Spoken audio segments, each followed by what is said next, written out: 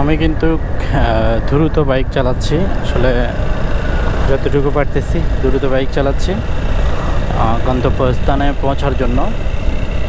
তো আজকের উদ্দেশ্য হচ্ছে আমরা আলুটিলা যাব, পর্যটক আমরা বের হয়েছি।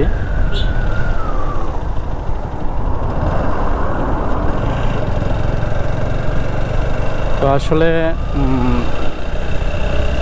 এখানে একটা রিস্ক ছিল, খুবই সাবধান যারা বাইক চালান। ছাগলের বাচ্চা এবং আপনার কুকুরের বাচ্চা, তারপর হচ্ছে আপনার এই গরুর বাচ্চা। তো এগুলো আসলে কিন্তু বাইকের জন্য, যারা বাইক রাইড করেন তারা অবশ্যই বুঝতে পারবেন, এগুলো খুবই রিস্ক থাকে রোডের জন্য। আপনি বাইক জোরে চালাইলেও আপনার সমস্যা নাই, কিন্তু আপনার দেখে শুনে চালাইতে হবে, দূরে দূরে খেয়াল রাখতে হবে।